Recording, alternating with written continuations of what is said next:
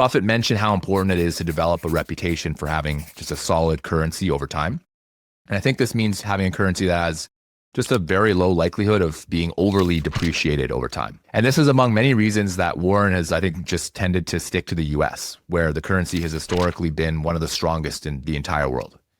But, for other investors out there looking at emerging markets, I think you just have to factor this into your investments. If you were to get, say, a 10x on an investment in a foreign currency, but the currency devalues just at a very, very high rate, there's a chance that your investment just isn't producing any value, or it can even go down.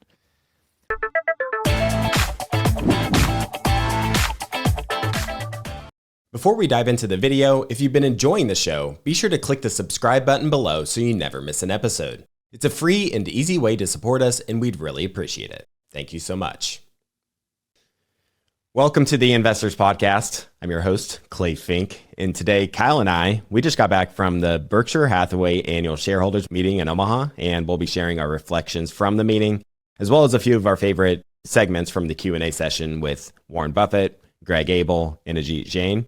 And amazingly, I heard at the start of this meeting that this was Warren Buffett's 60th annual shareholder meeting. So that stat alone is just like mind-blowing, and it's no surprise how popular the event was this year. And this was actually by far one of my favorite weekends of the year. I get to be surrounded by kindred spirits and like-minded people. And in the podcasting world, just so much of our life is sort of spent in isolation, reading and whatnot. And I'm sure many in the audience can resonate with that. So this was my 6th meeting that I've attended, and I'd say it was probably my favorite one yet. It was quite memorable and even a bit emotional. So the whole arena was packed until the end of the Q&A. I believe it was at 1:00. And I think in most years, you'd see a number of empty seats just a couple of hours in by 9, 10 a.m. But for whatever reason, this definitely was not the case.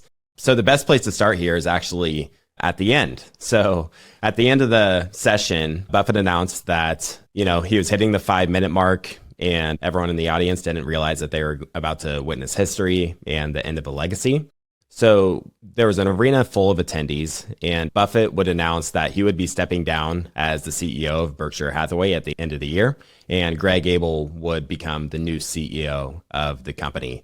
So Buffett, of course, is going to remain the chairman of the company and continue to oversee what's happening at the company. So after sharing that he had no intention of selling any of his personal shares in Berkshire, he received just a roaring standing ovation in an arena full of followers of Berkshire. It was just a really cool experience, a really unique moment in the history of Berkshire in Buffett's 60th meeting. And to the best of my knowledge, Buffett has never sold a share of Berkshire and never will, which is just mind-blowing. Like the long-term thinking that this guy has, and, living off money that he made, like a lot of times just off his personal account or what he's doing outside Berkshire, which likely isn't that much, really. He then had a quote that I'll share here. "The decision to keep every share is an economic decision because I think the prospects of Berkshire will be better under Greg's management than mine." And we'll be getting to this later on just how Buffett, time and time again, he just continually praises others. And I think that is a trait that I just see in so many people here in the value investing community.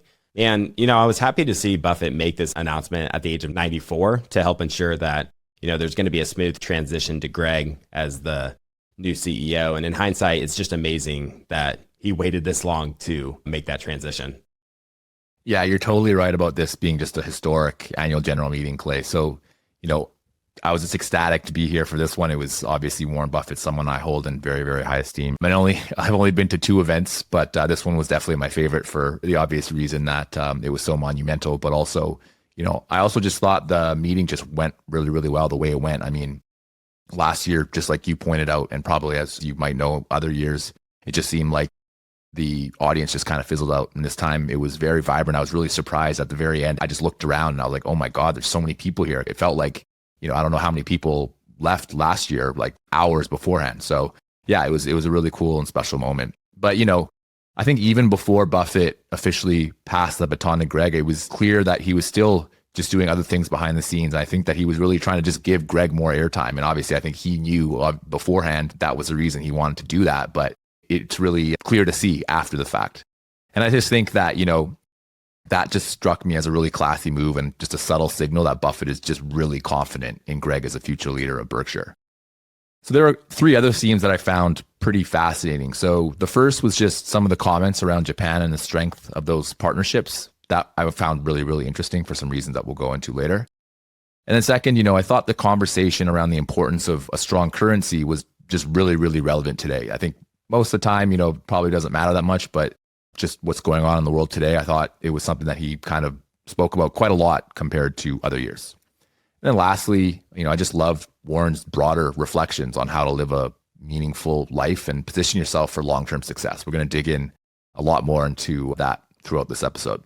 Now, before I hand it back to you, Clay, I just wanted to say I wasn't really surprised, to be honest, that he did this. I mean, I was surprised, but I actually got a chance to speak to a friend on Thursday. And we were talking about Berkshire and just the cash position and what they were trying to do with it. And the conversation actually got steered towards, okay, well, maybe they're having this big cash position specifically to give Greg a war chest to manage once he takes over. And maybe that's this weekend, who knows? So we actually brought that up before the fact. So, I just feel like Warren probably exited at the right time. I think doing it on your own accord rather than having to be forced to do it at a later time is just the way to go. And, so using a sports analogy, I think he really, I felt he stepped down kind of like right after winning the championship. Whatever, pick a sport, doesn't really matter which one, because I think every sport has its problem. So, you have these other players, unfortunately, they might win a championship and then their career continues to extend. And you just see these players, they get tossed around to different teams.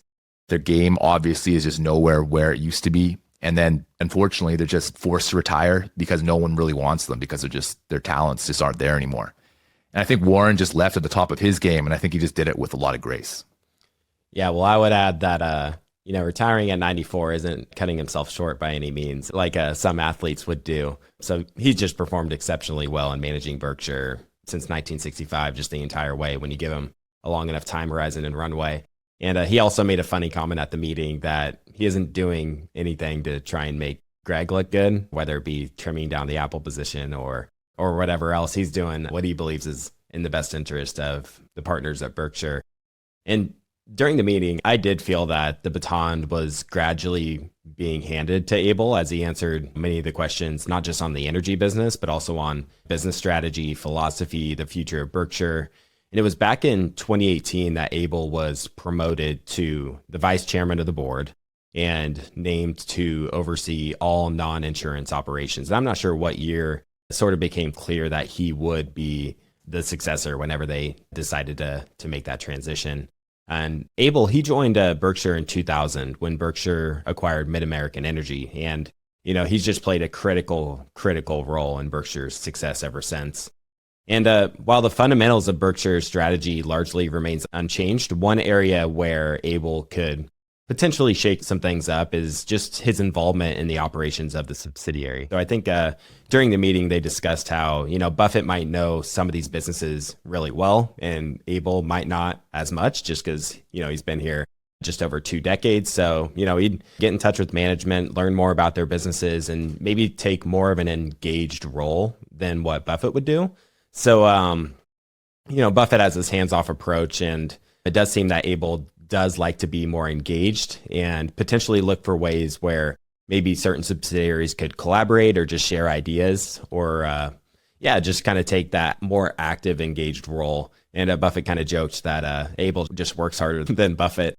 But Abel did also emphasize just his commitment to continue to ensure that managers do have full autonomy in making decisions that are best for the organization. So it's definitely still in line with Berkshire's culture. Right. And Greg, I think, is just an interesting guy because while he's clearly a very talented manager, I mean, let's be honest, I just don't think he's going to ever live up to the standards that Warren Buffett provided for Berkshire Hathaway shareholders for all these years.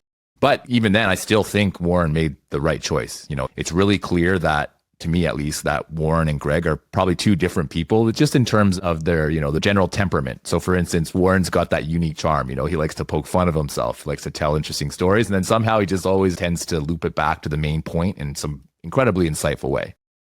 And then, when you looked at some of Greg's answers to some of the questions, it was a huge contrast. He's just a lot more straightforward and to the point. It's not necessarily that his answers are bad or anything. That's just in his nature. So, maybe you could say he's a little bit more corporate in the way he delivers things compared to Warren.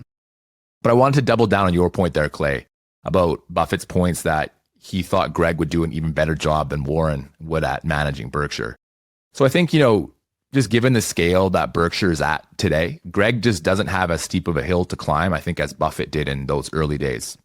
Buffett had to, run the investment portfolio and he had to run the subsidiaries for just multiple decades. And I think he just did it better than literally anybody else on planet Earth could have done. So, to ask someone to try to replicate that version of Buffett it's impossible. But I think now that Berkshire is a larger business, it's not going to be growing anywhere near historical growth rates. I mean, it's already been declining now for quite a while. I just think there's a little bit less pressure. I think Greg is just really well set up to hopefully put some of those management skills that obviously Warren talked at length about to good use. And I think that you already outlined. So, I think if just thinking going back in time, creating an alternate universe, maybe if we went back 30 years ago and Berkshire needed a CEO that could balance things with capital allocation, things with private and public businesses, then maybe this would be seen as like a huge negative. But I feel like now, given that Berkshire is the size that it is, I think this is probably going to be, it's probably going to be smooth sailing just in a slightly different way. So now you got Greg and he's going to be there and he's going to be focusing on management, more on the private side of Berkshire. And I think he'll be, leaving the public side more and more to Todd and Ted. Yeah. I mean, when you look at the early days of Berkshire, it's requires someone like Buffett to be, scrappy and creative to transform, this terrible business into this gigantic conglomerate. I'm reminded of just the Apple transition from Steve Jobs to Tim Cook. They obviously benefited from having someone that's more buttoned up, a little bit more corporate, and just, knows the best practices of running an organization. Whereas Buffett might be someone that's much better just starting from scratch and building something from the ground up, which is two different skill sets that are both incredibly, incredibly valuable. And one thing about Omaha, or one word I should say that I think of when it comes to just Omaha and getting together at these certain types of events, is serendipity. When I just look back at my journey in value investing, and it's just a long, random journey of one moment of serendipity after another. So it started for me at age 18 when I ordered The Snowball by Alice Schroeder. It covers the entire life of Buffett. Then in college in 2016, I happened to go on the search for the best investing podcast, which brought me to be a listener of TIP. Then in 2021, I received an email from my good friend, Robert Leonard, announcing that TIP was hiring a host. And here we are today. So I got into investing in general because I was just interested in learning how to make my money work harder for me. And like many others, I came to stay in the space for the relationships that are built and the serendipitous ways in which, the value investing community can help me live a better life. And while I do enjoy going to the meeting, really my favorite part of going to Omaha is meeting with old and new friends that I typically only get to see once or twice a year. And I spent much of my weekend with our TIP mastermind community. We had around 40 of our members in Omaha. We hosted a bus tour and a couple of dinners and socials. And it was just a wonderful experience for me, especially. There were also a number of other things happening. I attended a Monish Pabrais talk on Friday morning, which I think the video should be made public soon.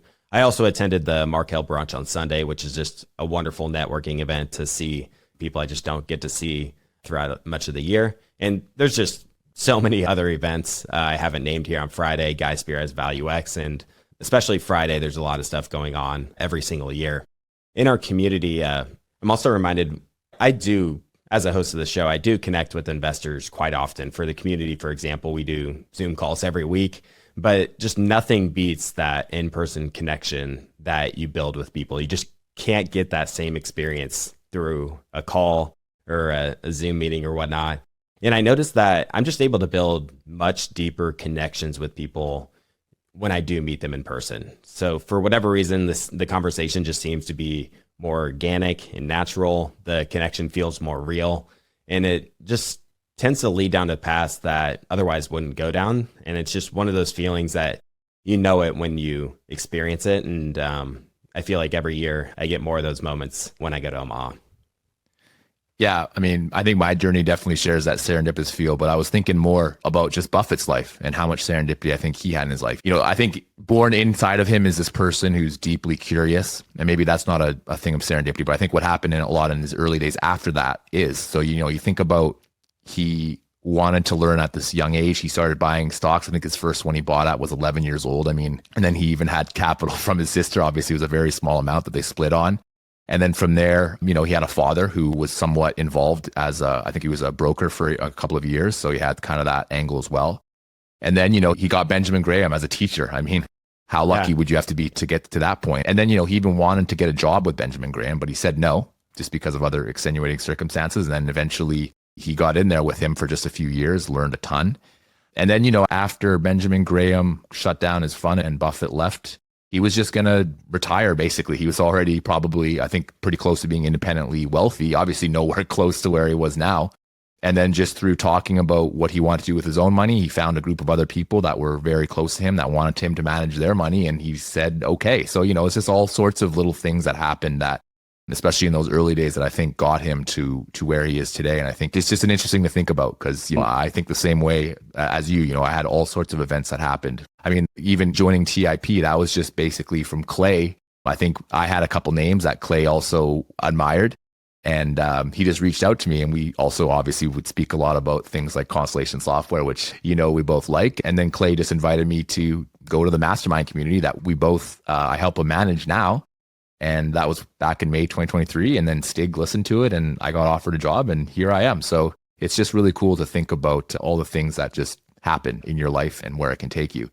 But I think, one of the biggest surprises of being part of TIP has just been what Clay was just talking about, which was these communities. Coming into TIP, I had no idea just how much value and enjoyment I would get from being part of the TIP mastermind community along with Clay and Stig.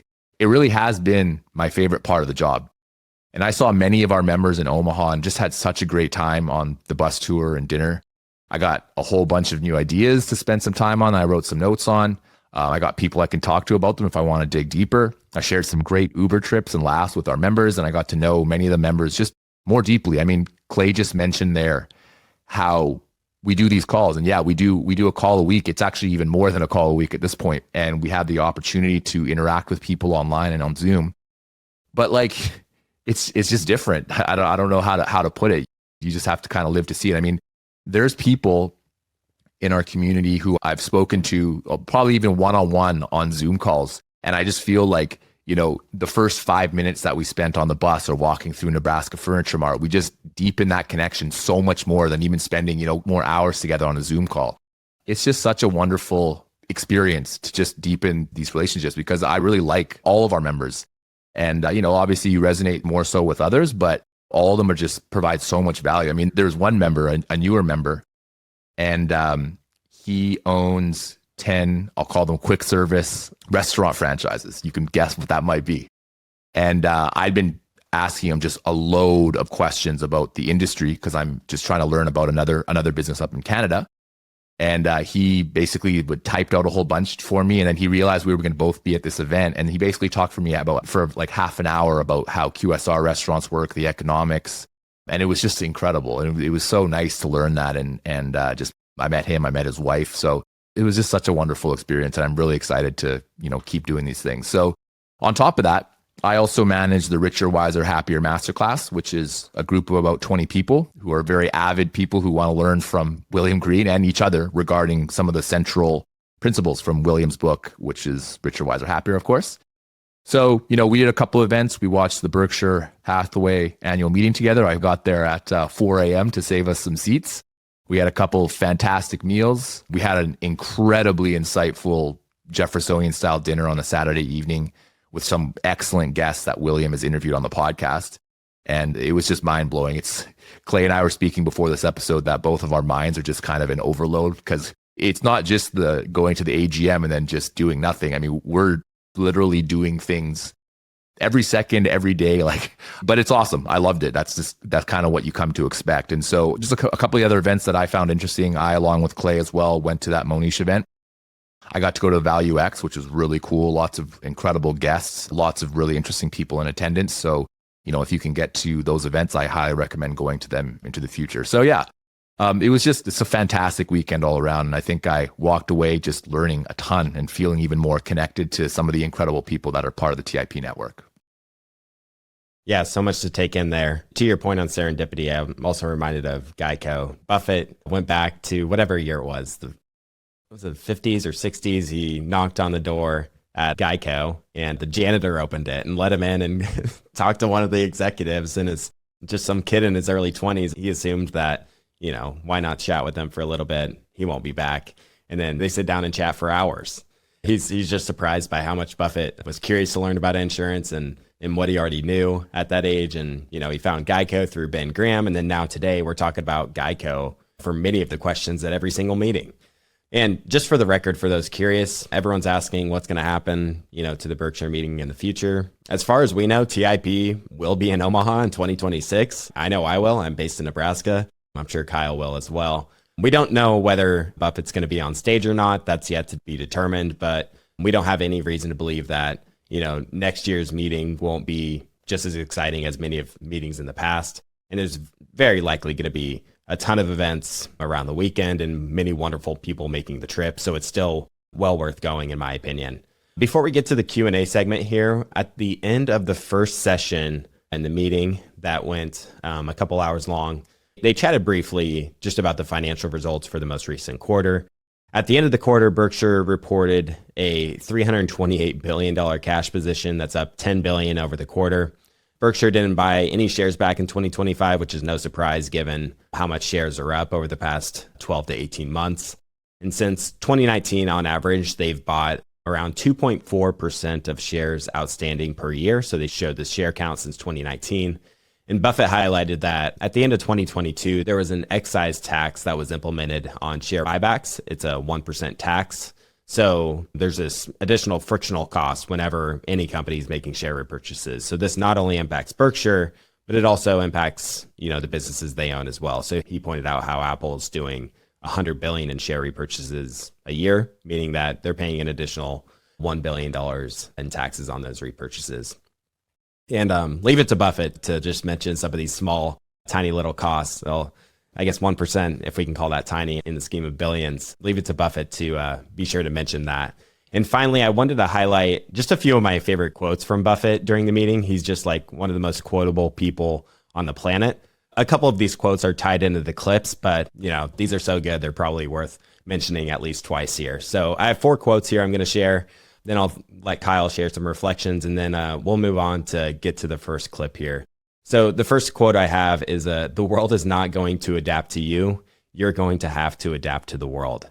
On concentration, he stated, Charlie thought we did too many things and that we were never concentrated enough. Of course, Buffett mentioned Charlie several times during the meeting, which is, again, sort of one of those emotional moments for us Berkshire followers.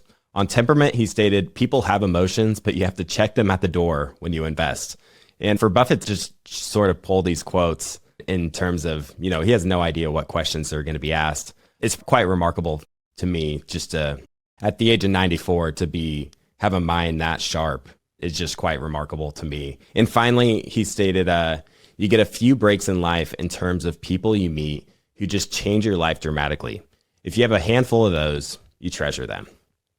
Yeah, great quotes. You picked some good ones there. So I really resonated a lot with a few of these. So I want to just share some of my points here. So I really like the comment on Charlie. I thought it was great because I think it just reminds us all that there's just an opportunity cost to pretty much everything that we do. When I think of opportunity cost, my mind tends to think about it purely from a financial standpoint. For investing, for instance, if I buy stock XYZ, it means I'm not buying stock ABC. So when XYZ does nothing while ABC catapults upwards, it really stings.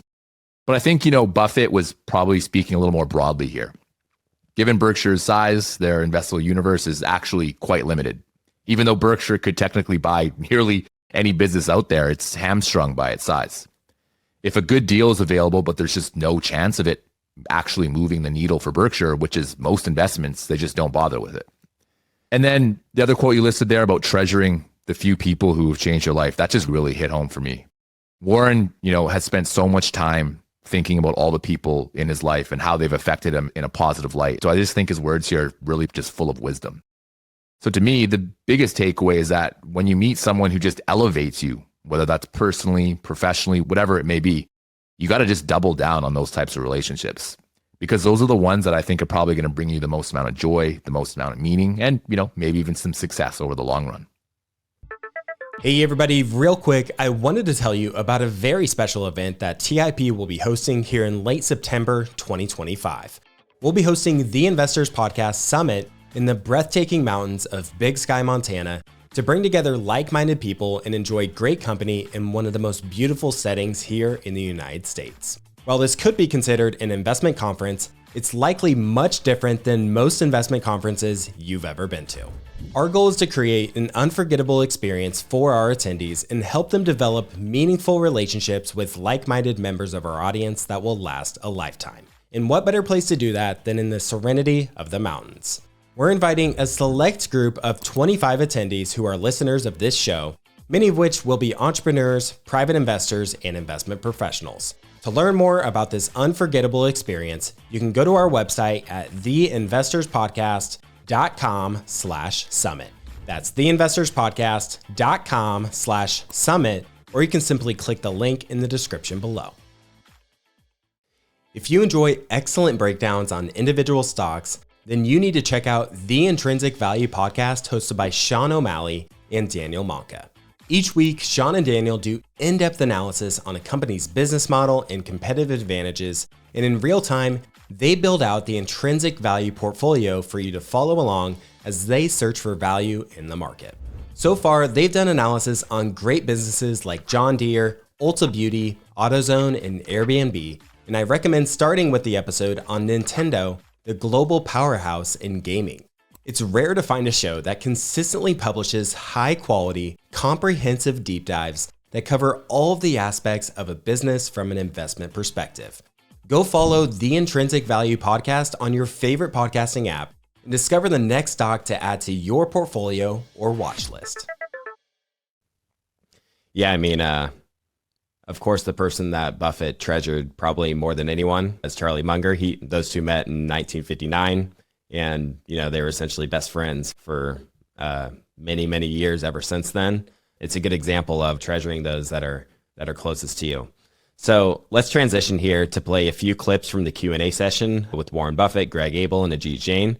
There were a number of pretty good or pretty decent questions covered every year. Each year you sort of get some yo-yo questions. Like we had one on Portillo's, which was bought by a firm named Berkshire, but not Berkshire Hathaway. So there's a bit of a mix-up. But we won't have a chance to get to all of our favorites here. But if you're interested in checking out the full Q&A, you can find it on CNBC's YouTube channel. Buffett had a response here that I thought would be a good one to include at the top, given that, we touched on the topic of surrounding yourself with people that help lift you up. And that's really what a lot of this community is for me. It's that sense of community and that sense of camaraderie in going to Omaha and seeing all these people I get to see once or twice a year. And I think the greatest things in life come from compounding, and the people you surround yourself with either help reinforce those positive things in your life or they're doing the opposite. So here we'll go ahead and play the first clip. Hi, my name is Marie. I'm from Melrose, Massachusetts. Thank you for the time today. As a young person interested in investing like myself, I would love to hear your insights, Mr. Buffett. What were some pivotal lessons you learned early in your career, and what advice do you have for young investors who are looking to develop their investment philosophy? Thank you. Well, those are good questions. I wish I thought of them myself earlier in my life. Who you associate with is just enormously important, and don't expect that you'll make every decision right on that. I mean, but you are going to you're going to have your life progress in the general direction of the people that you work with, that you admire, that become your friends. I mentioned a few fellows that have died in the last couple of years. Well, all of those people were people that if we were working together on something 1/10,000th the size of Berkshire, I mean, they'd be the kind of people you'd choose. They're people that make you want to be better than you are. And you want to hang out with people that are better than you are and that you feel are better than you are, because you're going to go in the direction of the people that you associate with. And that's something you learn. And of course, you learn it late in life.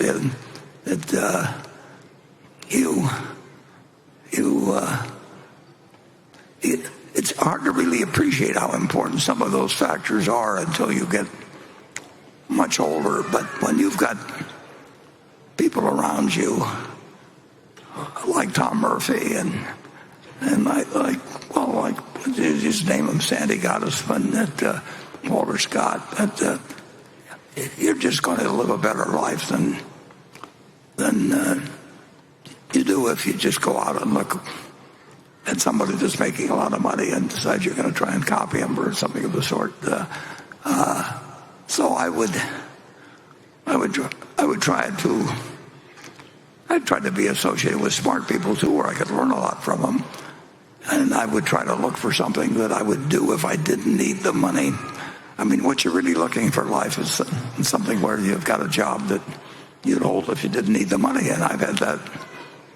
And Charlie had it for a very, very long time. In fact, all the fellows I named had it.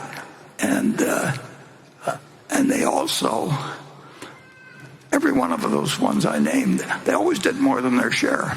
And they never sought more than their share of the credit. They just behaved as the way you'd like anybody you work with. And when you find them, you treasure them. And when you don't find them, you still keep doing whatever causes you to eat or enables you to eat. But you don't give up on looking around. And you'll find people do wonderful things for you. I mentioned earlier going down to Geico and knocking on the door when the door was locked. I mean, who knows what was behind that door? I went in, but in 10 minutes I found that I had a man that was going to be just wonderfully helpful to me. And of course, if somebody's going to be helpful to you, you want to try to figure out ways to be helpful to them. So you get a compounding of good intentions and good behavior. And unfortunately, you can get the reverse of that in life too. And with a lot of, I was lucky in having a good environment for living that kind of a life. And other people, have a whole different environmental situation. They have to overcome it. But don't feel guilty about your good luck if you've got. If you live in the United States,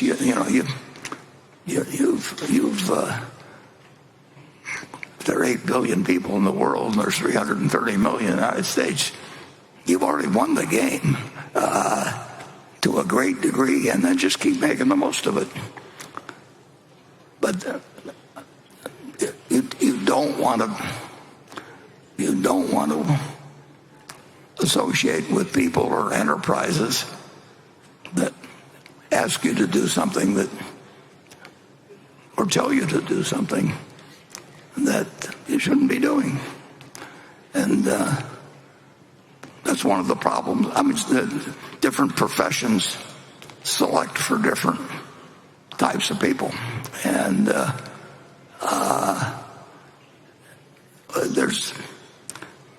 it's interesting to me that in the investment business, so many people get out of it after they've made a pile of money. You really want something that you'll stick around for, whether you need the money. Greg doesn't need the money. Ajit doesn't need the money remotely, but they enjoy what they do, and they're so damn good at it. It it just, well, I've had the advantage of seeing how that works over time. The best manager I ever knew, and there's a lot of contention for who that would be, but actually was Tom Murphy Sr., who lived almost 98. And I've never seen anybody that could get the potential out of other people more than Murph could. I mean, if you wanted to become a better person, you wanted to work for Tom Murphy. And there are all kinds of successful people that really don't have that don't bring that to the party. And I'm not saying that's the only way to succeed, but I think it's the most pleasant way to succeed for sure. And I think that the Berkshire experience is pretty dramatic. I mean, to operate with Sandy Gottesman from 1963 until he died a couple years ago, Walter Scott for 30 years, and Creighton operated with him for 25 years or so. Right. Yeah, 30. Yeah, and you really can't miss it. You'll learn all the time, but you'll not only learn how to be successful at business, you'll learn how to be successful at life. And so that's my recommendation. And for some reason, apparently you live longer too, because it's pretty amazing. I mean, these people I'm talking about, including myself, I like to attribute it to this and a few other things, but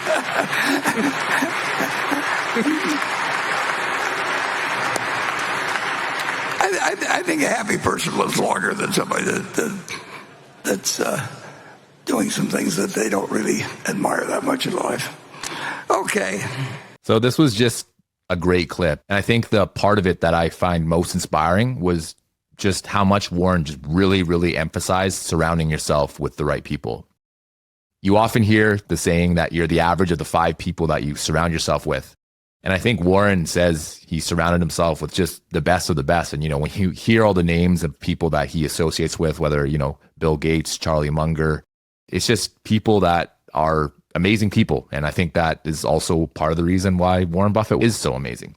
Yeah. And I'll jump in here and mention that, I just noticed throughout the meeting that he would just continually praise others, right? I think that's just another reason why there's such a strong sense of community in this space. So people are just pretty quick to lift up others up and praise others. And, even in this space, when I reach out to someone and ask for help or ask for, hey, if someone will give a presentation to our group or come on our show or whatever it is, very often I'm getting a very positive response. And I think it's just super powerful and humbling to surround yourself with these types of people that are just givers, and they just help lift you up. Yeah. So another takeaway I think here is in relation to just finding a job that you love. I have to say that I think I personally am just incredibly fortunate to have a job that I truly love. So a funny story regarding this is when I first started with TIP. So there were a couple times I'd have events in my calendar that needed my attention. And unfortunately, there were multiple times where I was just so focused and so in the zone that time just literally just disappeared to me. I just didn't pay attention to it because I was so engrossed in what I was doing. I was basically in the flow state. And I think I would be in this flow state and it would just be hard for me to get out of it unless I forced myself with an alarm, which I now do. So anytime I have like an important event, I basically put an alarm on, because if I get to, reading or researching a company, or, writing or about one of the scripts, or researching one of our guests, sometimes hours can go by and it literally feels like minutes. But, in some of the other jobs I've had, that was never the state, because I would usually be looking at the clock as much as possible, just hoping that it would be time to go home rather than continue working. So I think if you can find a job that is just so enjoyable that you just become immersed in that work that you love, and where the line between, work and fun is just so blurry that it pretty much doesn't exist. You've found a job that you just genuinely love, and that's what you should do for the rest of your life. So I think Warren embodies this just better than anybody. Over the last 40 years, he took a salary of $100,000 per year to run Berkshire Hathaway. Total that up, and that's $4 million. Again, not adjusting for inflation here. But, just think about $4 million and look at pretty much any CEO who manages a S&P 500 company, and they probably make that in a year. So just to put that into perspective, it's pretty inspiring, and it's pretty impressive that he just, it was very clear that money just wasn't the only thing that he put an importance on. And I think, if you have any investor or shareholders who own Berkshire, if there was a scenario where you just said, would you have paid Warren Buffett 10 times, 20 times what he made over all those years to run the company? I don't think you're going to find one person who's going to say no. So, I think just for Warren, Berkshire wasn't just about the money. He got so much joy and intellectual stimulation and friendship just from going to work and connecting with people that could help him and raise him up like we've been talking to. So, wealth was just a byproduct of doing what he truly loved. Yeah, and I'm actually pretty lucky that I just happened to tune into Buffett's advice early on in life, because he was actually a key reason why I decided to join TIP, related to his advice of just doing work you enjoy, doing work that, doesn't necessarily feel like work a lot of the time. And I was pretty sure that I would enjoy this line of work much more than my previous job. And it helps one tremendously in just so many ways, not just in terms of what you're doing, but the people you surround yourself with. And there's so much more to money when it comes to a job. And it's kind of funny that the richest person in the world is telling you not to go to work for money. Stiga just released an episode with Monish, and they sort of touched on this topic as well. Monish mentioned that if he could make more money, but the quality of his life declined in any way, then he just wouldn't pursue that opportunity. So, for example, he mentioned the possibility of owning a second home. And for him, it's just like a no-brainer that it would be detrimental to his happiness, because it just brings on this whole new set of headaches. And it's just hard for me to disagree with him. Sometimes one home can feel like a lot to keep track of.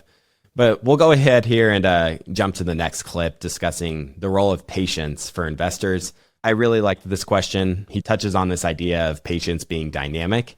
Sometimes it can be super valuable, and other times you need to act with a sense of urgency. Buffett and Greg Abel touch on this further here. So we'll go ahead and play the second clip. Hi, Mr. Buffett. My name is Daniel, and I'm from Tenafly, New Jersey. First of all, I just want to say how grateful I am for getting the opportunity to ask you a question. When it comes to your principles of investing, you often talk about how important it is to be patient.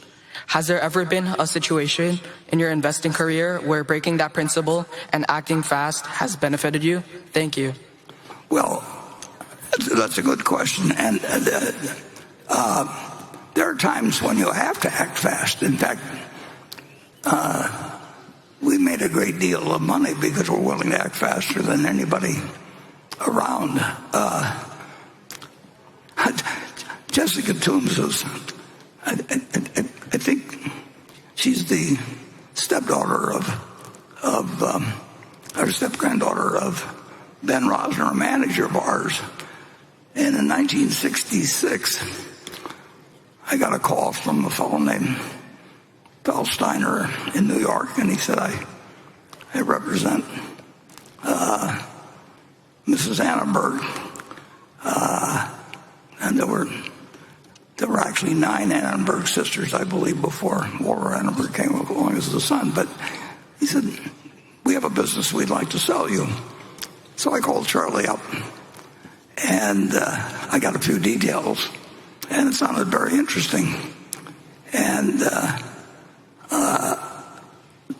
Charlie and I went back to the office of Will Feldsteiner in New York, who was a marvelous guy.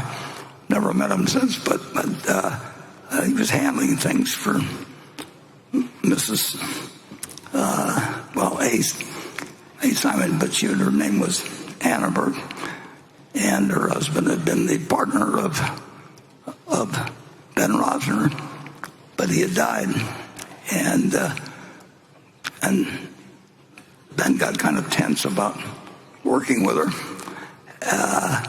and so he offered us this business at a bargain price. He offered us a business for $6 million that had $2 million in cash.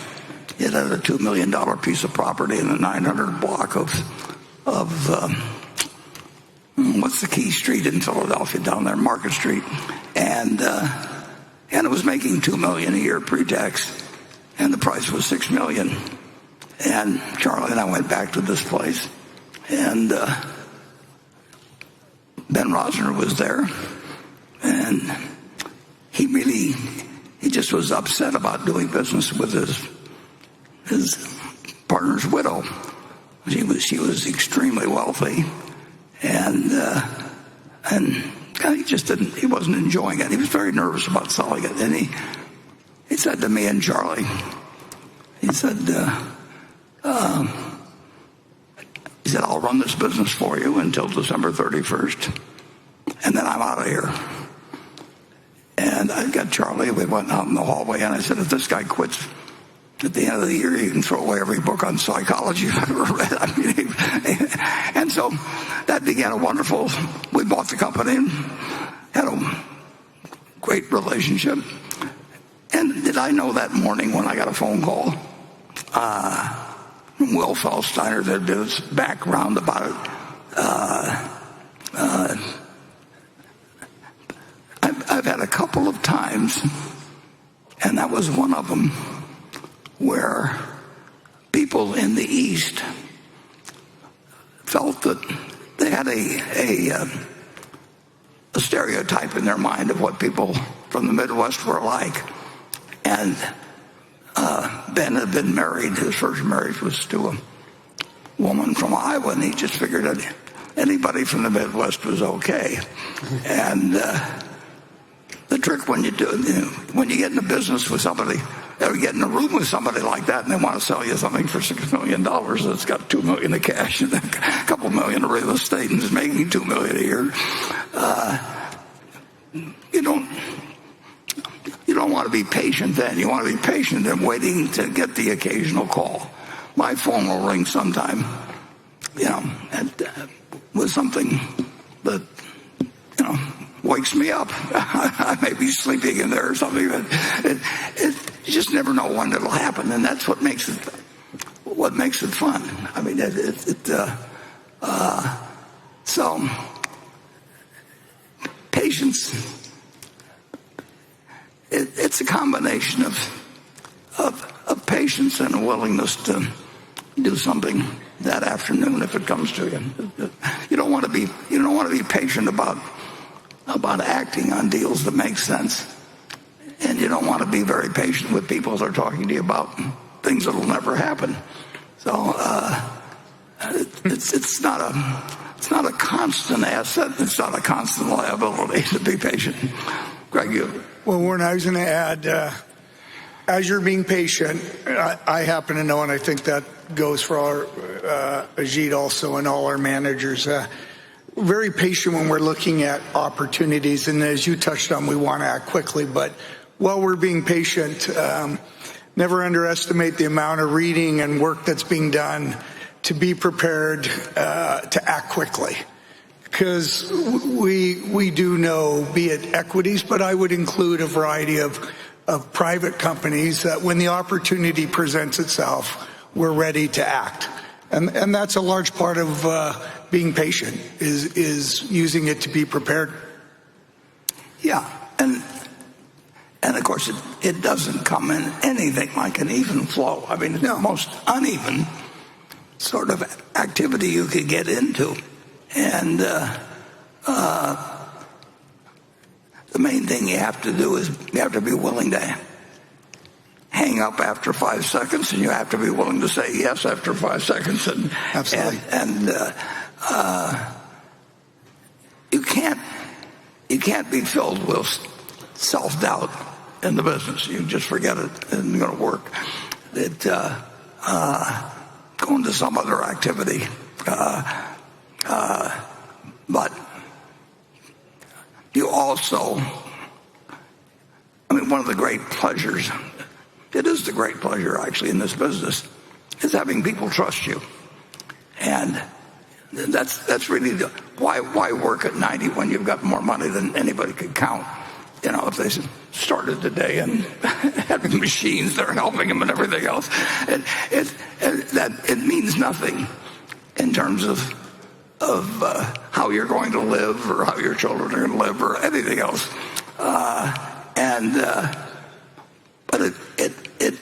But both Charlie and I, we just enjoyed the fact that people trusted us, and they trusted us 60 years ago or 70 years ago in partnerships we had. And we never sought out professional investors to join our partnerships. Among all of my partners, I never had a single institution. I never wanted an institution. I wanted people, and I didn't want people that were sitting around and having people present to them every 3 months and tell them what they wanted to hear and all that sort of thing. So, and that's what we got, and that's why we've got this group here today. So it's all worked out. But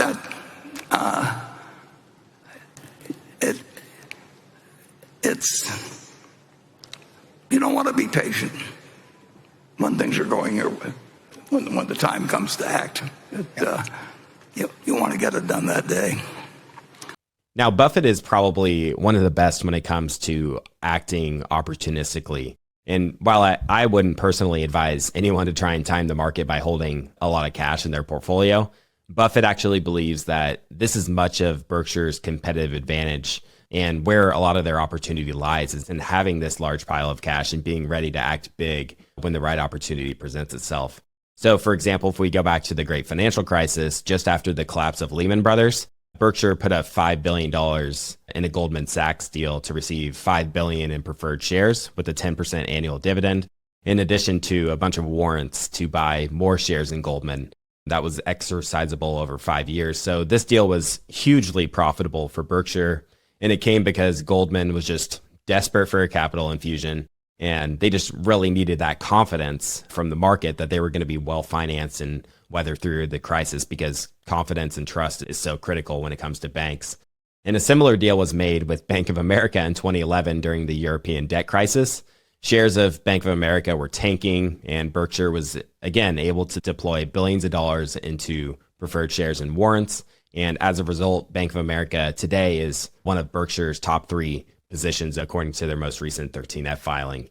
And in a world where so many firms are just highly leveraged or have what we can call an optimal amount of leverage, Berkshire prepares for these, what we can call just outlier scenarios where a highly leveraged institution gets into trouble. They find themselves needing capital when it's most difficult to get capital, and Berkshire comes in and gets a heck of a deal. I'm reminded of another Buffett quote here. He said, "Cash is to a business as oxygen is to an individual. Never thought about when it's present, the only thing in mind when it's absent." And on the contrary to being impatient at times, I also recall a quote from Monish he shared in his talk back on Friday. He told this elaborate story of someone giving the advice, fast is slow. And the way I interpret that is that when it comes to investing, is that by going too fast can actually lead to inferior results. So if you're chasing a hot stock or you're rushing to make a decision, it can lead to potentially poor performance. Or even if you look at a business, say if you're scaling up a business, for example, if you're scaling up too fast, you might have a team that's burnt out, you might have a fragile revenue base, or just other downstream consequences that end up hurting you in the long run. So sometimes it's just the case that fast is slow. Yeah, I really like the fast is slow framework that Monish discussed in his talk. I think it basically, honestly, just works perfectly well with the story that Buffett just gave. And I think the story is just great because it's just a very vivid description that illustrates that, obviously Warren is known for being incredibly patient, but in this case where he had this deal that was just a home run, you got to act very, very fast. Otherwise, you run the chance of that deal just going to the next person. So what he said here oddly kind of reminds me of a quote from Lenin, which is, there are decades where nothing happens, and then there are weeks when decades happen. Now, I know it's kind of in different contexts, but the point being that a lot of things in terms of investing can happen in a very short period of time. You mentioned Lehman Brothers and Bank of America, where They need this instant capital injection as fast as possible. They're scrambling to get these deals done. And if they can't get it done, theoretically, the company just is done. And so, if on the other hand, Buffett is just standing on his hands and saying, okay, well, let me think about this for a month. Well, chances are in a month that company's gone, or they're going to find someone else to give that deal to. So I just think that Buffett and Greg Abel explained it really well here. Speaking about specific deals, even outside of those deals, a lot of the time Buffett is not doing anything, but we all know he reads 5 or 6 hours a day. And so that's prep time. That's time reading and researching things, industries, specific people, history, chatting with other people. And all of that culminates to just help him, and hopefully Greg as well, just better understand these deals that are going to be coming to them on a pretty regular basis. But on the other hand, if you're just unprepared, you're not doing reading, learning, you're just kind of stuck doing what you always do, well, then when a deal comes onto your desk, you're just not going to be prepared. And unfortunately, a good deal can become no longer good if you take too long. So I got a couple of just scenarios here. So let's say a deal comes to you and maybe you're just not prepared. So there's kind of 3 possibilities. The first one is that you just completely miss the great opportunity as it goes to someone else. And you just say, okay, this is out of my circle of competence. I just don't understand it. As Buffett would do, he just put it in a too hard pile. Wouldn't feel bad about it, but that is a scenario. And I'm sure that's probably the one that happens to him most often. The second scenario is that maybe you do like the deal, but you actually want to try to understand it a little bit better. So in that case, well, understanding things takes time, right? And with a lot of these deals, you don't have time. So if you were to do that, you might run the risk of just that deal becoming less attractive. And then on top of that, kind of just as a corollary, there's also the chance where, yes, okay, maybe you will have some time to do your due diligence. But also what happens sometimes if a company is looking for cash or looking to be acquired, it might not be that they're only wanting to sell to you. They might want to sell to someone else. I know in Warren's case, sometimes he's the only buyer out there, which is a huge advantage for him, but that's not an advantage that everyone has. So, if one deal is being shopped, let's say to Clay and I, Clay's prepared and I'm completely unprepared. Clay knows, wow, this is an amazing deal. I'm like, I need 3 weeks to think about it. Well, then Clay's probably going to pick it up and I'm going to be twiddling my fingers and hating myself for not getting in on a good deal. So, I think even though it can sometimes appear to the untrained eye that maybe there's a deal that's being executed too quickly, I think there's probably certain people that might be in the know who just know that this deal has been building up for a long period of time. So, many outsiders, for instance, might look at Berkshire and Apple and say, okay, well, Berkshire just did really good on Apple. They got lucky. But I just don't think that's the case. If you just observe all the lessons that Warren's talked about, if you go way further back in time before he even thought about buying Apple, decades before that, he was talking about what he learned from See's Candy, from Coca-Cola. And you can pretty easily connect the dots that the Apple acquisition was truly a buy that was decades in the making. So I'm reminded here of just a great quote by one of my favorite philosophers I want to end this part off with, which is by Seneca. And that is, luck is what happens when preparation meets opportunity. Yeah, I also think there's the patience in doing the research and doing the due diligence and waiting for that right opportunity. But there's also the skill of having the patience to let a business compound once it's in your portfolio. They've, of course, trimmed down the Apple position in recent years, but they've let it run many times when people would say it was overvalued and the stock would double in a couple of years. And I think that's that active decision to hold an exceptional business can be harder than many people would probably be led to believe, because there's 250 trading days in a year. And I think holding it is an active decision. And I also think back to my conversation with Francois Verchon. He recently purchased Booking Holdings, which we'll be discussing in next week's episode. And yeah, he was studying that industry for 20 plus years before he even initiated a position. Imagine how well someone knows a business and an industry after 20 years of reading the reports, following the competitors and whatnot. I think that there's a lot of value in having that patience and making sure you're ready to act when the time is right. Next here, we're going to turn to a question on Berkshire's investment in Japan. The interesting part about this answer is less about, his sentiment in Japan, to me at least, and more about how he goes about finding new opportunities. So rather than just waiting for the phone to ring and it's Goldman Sachs needing cash, he's continuously sifting through opportunities and always looking for the next gem that he might not know about, or just always looking for that next potential investment. At Monish's talk on Friday, he talked about how he was sitting across from Buffett and he noticed the Japanese company handbook on his desk. And Buffett was clearly using this book as a source of potential opportunities, and Mohnish picked it up and dog-eared some of his favorite businesses for Buffett to take a look at. So it's a breath of fresh air to have the greatest investor of all time using a Moody's manual or using the Japan handbook instead of AI or some fancy tool to invest billions of dollars. It's essentially exactly what he's done for, since the beginning. So anyways, here's the clip on Japan. Mr. Buffett, Mr. Abel, and Mr. Jain, good morning. I'm St. Jain. I'm from Hong Kong. Mr. Buffett and Mr. Munger did a very good and successful investment in Japan in the past 5 or 6 years. The recent CPI in Japan is currently above 3%, not far away from its 2% target. Bank of Japan seems very determined in raising rates, while Fed, ECB, and other central banks are considering to cut them. Do you think BOJ, Bank of Japan, makes sense to proceed the rate hike? Will its planned rate hike deter you from further investing Japanese stock market or even considering to realize your current profits?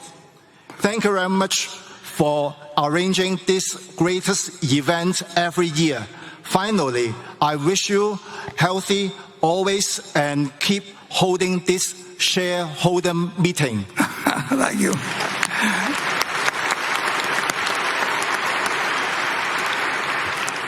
Well, I'm going to extend the same goodwill to Japan that you've just extended to me. I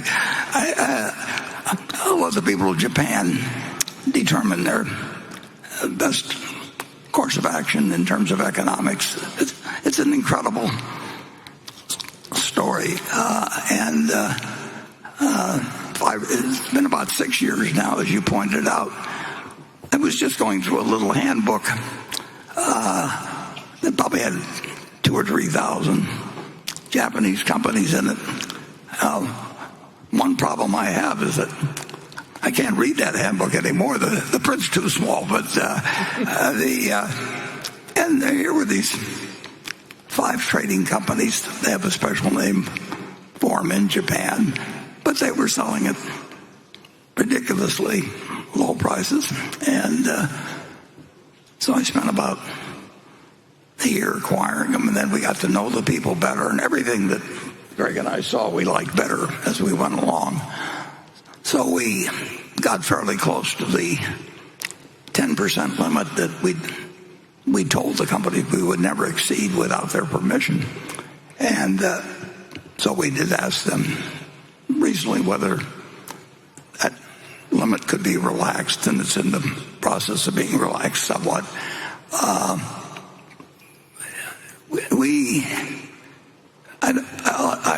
I would say that I'll speak for Greg beyond me that in the next 50 years, and I hope he's running things then, we won't give a thought to selling those. I mean,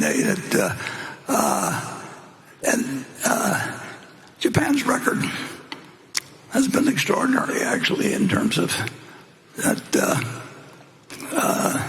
My guess is that Tim Cook would tell you that iPhone sales there are about as great as any country outside the United States. American Express would tell you that they sell their product very, very well in Japan. Coca-Cola, that we do business with, another big investment of ours, they do extraordinarily well in Japan. They have a number of habits in a civilization that operates differently than ours. Japan is by far the biggest. This is the container they've always preferred for soft drinks, and they have a whole different sort of distribution system there. But we have been treated extremely well by the 5 companies. They talk with Greg primarily. I went over there a year or 2 ago. Greg's more cosmopolitan than I am, so he's which isn't saying much actually, but Very little.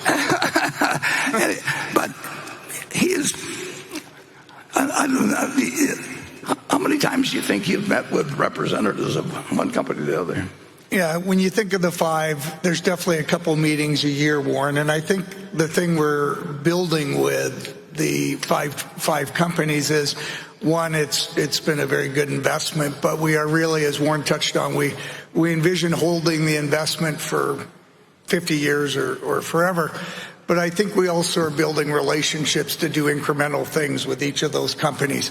And we really do hope to do big things with them globally. They bring different perspectives and different opportunities than we see, and that's why we're building that long-term relationship with them.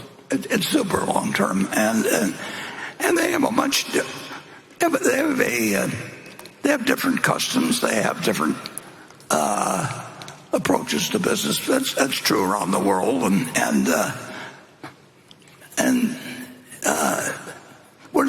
we don't have any intention in any way of trying to change what they've done because they do it very successfully, and our main activity is just to cheer and clap, and that I can still do at 94. So we will own those.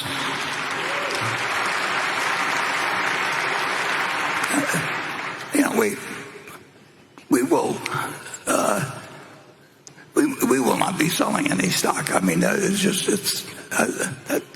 will not happen in decades, if then. And my guess is that they will find things, because they cover the world pretty much, the five trading companies. We will find things occasionally that may be very large for any individual company there. They may in some way be assisted by some help we bring to the situation. But that will be an expanding relationship. It's too bad that Berkshire has gotten as big as it is, because we love that position, and I'd like it to be a lot larger than it is. But even with the five companies they're very large companies, and they're large companies in Japan. And we've got at market, in the range of $20 billion invested, but I'd rather have $100 billion than $20 billion, and that's the way I feel about it.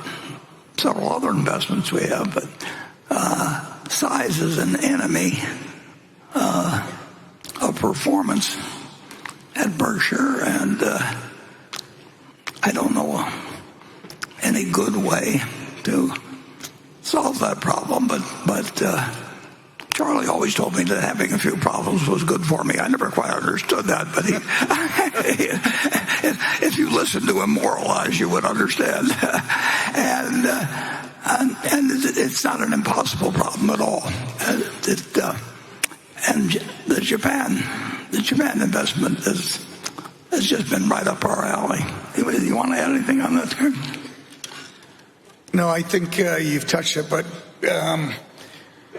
as you said, it's right up our alley, and I absolutely agree, Warren. I do believe we'll see some very large opportunities long term, sure. and that's just been a great plus of that relationship. Yeah, I would say they would like to present us with opportunities. We would like to receive them. We've got the money.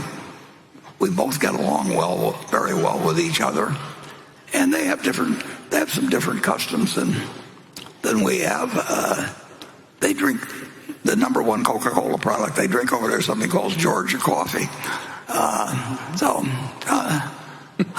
haven't converted them to Cherry Coke, and they're not going to convert me to Georgia coffee.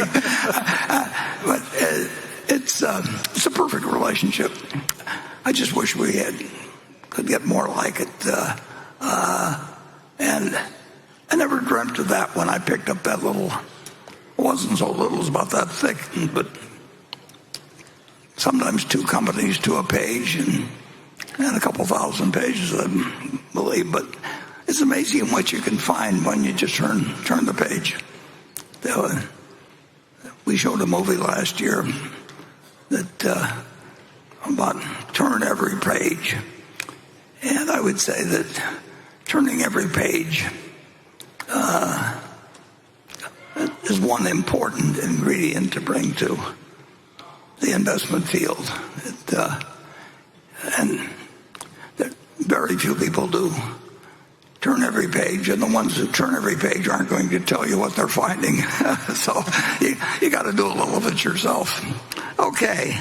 Yeah. So Clay, I really liked what you said there about, just going down to the absolute basics. I mean, you and I were a lot younger. We both like using tech. I know I like it. I lean on it a lot. It helps me save a lot of time.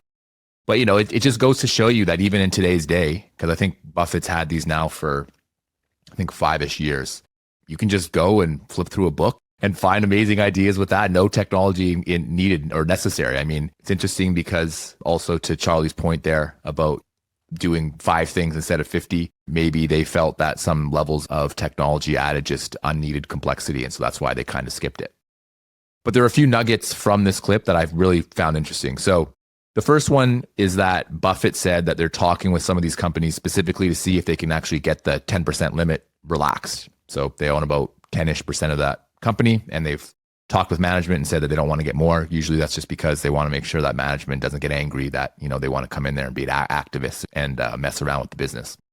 So I think this really indicates that maybe they're willing to increase their position size if allowed. And this is also interesting to me because from what I've heard, the positions almost doubled, I believe, since they initially bought them. So that would mark a pretty large increase in, I guess, what they think the intrinsic value has gone up by. And then secondly, I thought that Greg mentioned a few things that were really relevant. So he said that they'd been in contact with these businesses pretty regularly and are discussing some potential future partnerships. And then he also mentioned just global opportunities. So I think for Berkshire, partnering with other businesses that they obviously know and trust and have researched a lot makes a lot of sense. They also have that high degree of trust that they can lean on.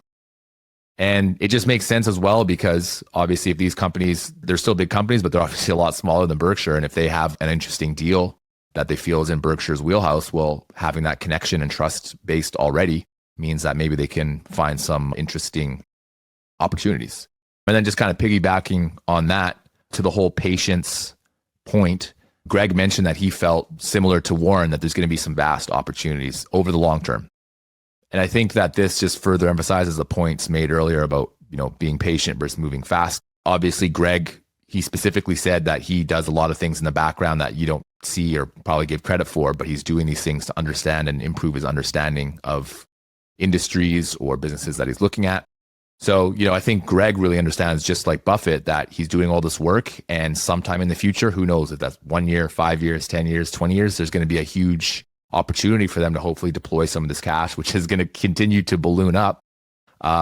And he'll be able to take advantage of it once that happens. Yeah, the 10% limit's interesting. It'll be interesting to see how far they'll be able to push it, because Berkshire is obviously a very friendly partner when it comes to being, a pretty non-active shareholder. And the bet on Japan is just pretty interesting. Obviously, valuation is one side of the equation, but, they're talking about the prospective returns even going forward being very good. And especially Japan, a lot of people talk about, the Bank of Japan, intervening with the currency constantly. There's the population decline and the deflation in the economy. So to hear, Greg Abel and Buffett speak so positively of these companies, I think is super interesting. And what also stood out to me about this clip was Greg mentioning that they want to own these businesses forever. And Buffett agreed with him. And, Buffett's 94 years old and here he is thinking 50 years out, which is quite an admirable trait to have as an investor. And you just have to be operating on a whole different spectrum for most investors to be flipping through the Japanese handbook to look through the next stock you want to own for the next 50 years. So I'll leave it at that for the Japanese segment. We'll jump here to a clip that Kyle picked out on Buffett's advice for emerging countries wanting to attract institutional investors.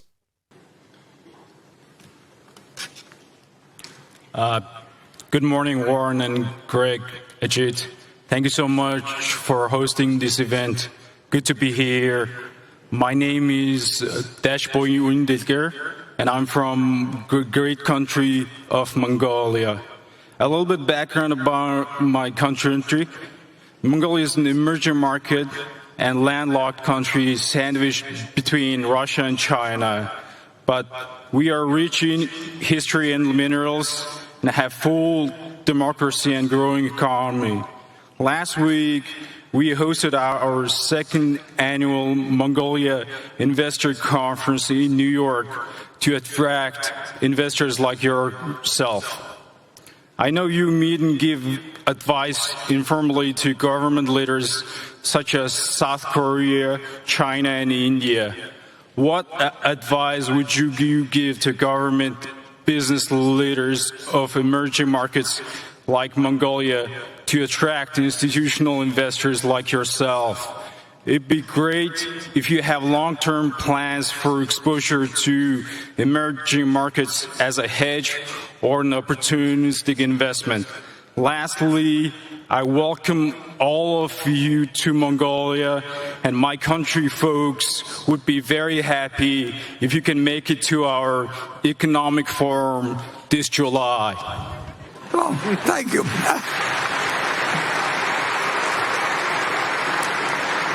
Yeah. I have trouble planning a trip to Council Bluffs, which is just a few miles from here, but it takes an optimist. Actually, I met a fellow here at the annual meeting, probably 20 years ago or more, who did a lot in Mongolia. And he did very well in Mongolia and actually moved there for quite a while. I would say that if you're looking for advice to give the government over there, it's to develop a reputation for having a solid currency over time. I mean, that we don't really want to go into any country where we think that there's a chance, a significant probability of runaway inflation. It's too hard to figure. Other people have figured out ways to make money in hyperinflationary situations, but that's not our game, and I don't think I'd play it well. So we wouldn't be. That would be a factor with us. The chances are, and we won't find anything in Mongolia that fits our size requirements aside from that. But like I say, I think my friend that I met here 20 years ago has done very well in Mongolia. And if the country develops a reputation for being business friendly and currency conscious, I think that bodes very well for the residents of that country, particularly if it has some other natural assets that it can build around. I don't know that much about the minerals there or anything of the sort, but who would have bet on the United States in 1790? But we didn't have to have perfection. We just had to be better than the other guy for quite a while. And we started out with nothing, and we ended up with close to 25% of the world's GDP and faster growth rates and generally sounder currencies and all kinds of things. I wish you well. Yeah, so I really like this clip, not because I have any interest in investing in Mongolia, but I just thought that there were a couple powerful messages that we should consider, especially in today's just volatile currency environment. So, Buffett mentioned how important it is to develop a reputation for having just a solid currency over time. And I think this means having a currency that has just a very low likelihood of being overly depreciated over time. And this is among many reasons that Warren has, I think, just tended to stick to the US, where the currency has historically been one of the strongest in the entire world. But, for other investors out there looking at emerging markets, I think you just have to factor this into your investments. If you were to get, say, a 10x on an investment in a foreign currency, but the currency devalues just at a very high rate, there's a chance that your investment just isn't producing any value, or it can even go down. So the second point here was that you want to be invested in countries that have policies that are friendly to foreign businesses. I think this is how most great countries have attracted outside wealth. China did it, the US did it and continues to do so. And I think there's many other countries that are attempting similar strategies. And there's just numerous reasons why this is such an advantage. The first one being that you attract capital to your country, which helps create jobs and more tax dollars. And then as an added benefit to that, if there's foreign investors who are having a lot of success investing in your country, they're going to look for more and more opportunities. They're going to attract other investors, and you just get this prosperous flywheel effect. If, on the other hand, investors all have just abysmal experiences, it can be really hard to attract capital back in. And I think this is kind of what has happened in China. And while China definitely has some really good companies, I think it's probably going to be kind of hard for them to attract foreign capital in large amounts again in the future. And they probably will, but I think it's going to be pretty slow going here. Yeah, so if you're a U.S. investor investing internationally or looking at international stocks, I think the currency risk is something certainly you should pay close attention to. Just because the stock goes up 20% and your benchmark's 15% doesn't necessarily mean you achieve that 15% return. In recent years, there's been a US dollar headwind in terms of investing in these international countries. So that's something definitely you should be factoring in. And it's interesting you included this segment considering our previous segment on Japan. In terms of its population, Japan is number 11 in the world in terms of the number of people living in their country, but they have the 5th largest economy in the world after just recently being surpassed by India. Their GDP is growing quite rapidly. I think it's like a 6% rate in recent years. And Japan, they have significant exports in different sectors, including automobiles, electronics, and this helps strengthen their economy, strengthen the value of the currency. And then the yen, this leads to it playing a pretty key role in global trade. And that just provides stability to the currency relative to a smaller emerging market, since many of these international players are going to be holding yen in their reserves to help facilitate trade. And that's sort of what Buffett's looking for here, is that stability and trust in that currency. There was also another question where Buffett was asked if they would hedge the risk of the devaluation of the US dollar. There's plenty of talk throughout the day on fiscal deficits and where the U.S. is going to be heading. And it's a valid question considering that Berkshire owns a massive tranche of U.S. dollars and U.S. treasuries, both of which would not be protected by the devaluation of the currency. But, he did discuss his concerns related to whether the U.S., will get their deficits in check to prevent runaway inflation. And I guess on the flip side, the businesses that he owns are going to be protected to a large extent to runaway inflation. But, it's something that top managers at Berkshire are certainly aware of and keeping their eye on. And maybe that's potentially why they're looking to diversify a little bit outside the U.S. in some ways, even though throughout the day he did also express his optimism and bullishness on the U.S. more broadly. So, yeah, it's an interesting dynamic to see him get into some of these other countries in recent years. But I expect him to largely be pretty well allocated to the US as well. So we wanted to play one more question here on Berkshire's recent activity and his take on today's market. This is another shorter one, but I thought it's an interesting one that we'll cap off the episode with. The first quarter ended March 31st, and it did show that Berkshire's cash pile expanded from the end of the last year. But the greatest market turmoil came in April. Martin Devine, a shareholder from Scotland who is attending the meeting today, wants to know, has the recent market volatility presented Berkshire with opportunities? And Martin just wrote in an addendum in the last 40 minutes or so, pointing out that you mentioned Berkshire almost invested $10 billion recently, and wanting to know if you could talk more about that. Well, then, I can give you a good answer to the second part, which is no.